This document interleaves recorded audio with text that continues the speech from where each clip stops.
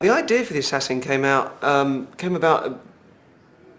couple of years ago when we were trying to think up ideas that actually led into Hero at 30,000 feet, which is kind of the opposite thing. And I went to bed, we discussed the assassin idea, and I went to bed and thought, oh, can't we just do something nice? Do something nice with somebody for a change. So it led to Hero at 30,000 feet. But then when it got back into thinking of experiments, there was a bit, I didn't want to necessarily make them about positive personal journeys. I wanted them to be a little bit more detached. Then the idea of something that was a little darker in tone was more appropriate, so we went back to that idea. Historically with hypnosis there have been two schools of thought. There's been a group of people that say it is some special state of mind, a state that's different from normal waking state, in which something is qualitatively happening to the brain. And then there's another school of thought that's always said, well, it's just about behaviour, it's just kind of people, they're sort of playing along, it's just kind of about social pressure. And those two areas have kind of converged recently into, I think, a much more realistic area, which is something that's sort of between the two. And my approach to hypnosis had always been fairly sceptical, even though I do it all the time, in that I never thought you could make anybody do anything under hypnosis that they wouldn't be able to do in normal life. So with the ice bath, for example, in the show, my suspicion was, and the same of the two academics we had on the show, that somebody wouldn't really be able to stay in it for much longer than they would normally without hypnosis. But that maybe they'd think that they were they'd still feel that it was warmer, they'd feel less pain, but they'd still get out about the same time. And we were all surprised when Chris stayed in there for such a long time, and clearly could have just stayed in there for as long as he wanted to until his heart rate reached 50 ppm. So it was... That was an eye-opener for me. Equally with the throwing of the acid, we kind of imagined maybe two of them might throw the acid, but the other two wouldn't, and it was surprising. So I've sort of emerged from the show a little more open-minded to hypnosis being able to achieve things that you couldn't just through a sort of being having some incentive to play along. But I think it's also interesting and important to realise that the things that often look amazing under hypnosis are actually very everyday things. Like, for example, pain. You know, you cut your finger and you don't realise that it's hurting until you look down and see it's bleeding, and then suddenly it starts to hurt. Pain is a very subjective thing. So the guy in the ice bath is amazing, but at the same time it's quite an ordinary everyday process. And likewise, you can have people having surgery done on them under hypnosis, and they're fully wide awake and they're having their insides all messed around with, but the actual part of the skin that feels pain is very thin, and once you're inside the body you wouldn't really feel pain anyway. So some things look more impressive than they are. They don't necessarily mean there's anything magical about hypnosis. People differ massively in terms of how well they respond to it, and I was looking for somebody in the show who was hyper responsive to it. But if you, for example, I used to do a thing where I would make myself invisible. I think I probably did it in that show with the audience, although we didn't show everything.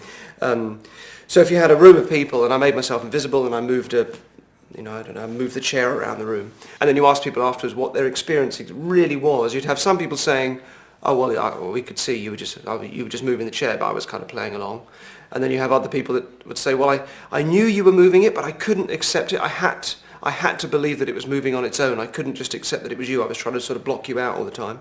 Through to people that will say, I was just seeing a chair floating around, literally floating around the room, and it was terrifying. And that's one of the things that makes hypnosis very difficult to really pin down, because it's a very subjective thing. It's wildly different for different people. And are those people who are saying that they really saw the chair floating around, are they just still sort of playing along? Are they just wanting to appear like better subjects? So then you have to film them without them knowing they're being filmed, or record them out of a situation where they're talking to you, so they've got no reason to continue to play along, because if playing along as your model, then they could still be playing along. So yeah, there's clearly a wide range of experiences that makes it very difficult to pin down exactly what it's like. The traits I look out for with somebody are a kind of, it's an openness. It ties in largely with openness in everyday life, although you get some people that are very nervous and sort of rather shut off that are also very suggestible, so it doesn't quite hold up. But the sort of person that's, if I'm doing a show, I look for somebody who's sort of sat on the edge of their seat and sort of, kind of a bit wide-eyed, is a much better look than someone that's sort of sat there. If someone says, go on then, hypnotise me, I'd be fascinated to see if it would work. It probably won't.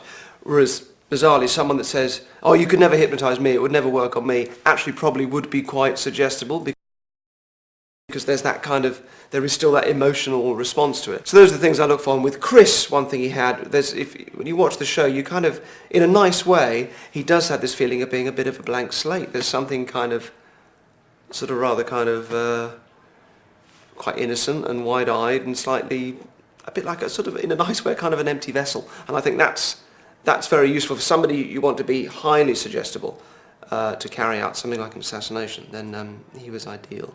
I'm not a very good hypnotic subject myself. I'm more in that kind of range of people that don't respond too well to it. But I did have one experience, which was at a sort of, I was going to be a hypnotherapist at one point.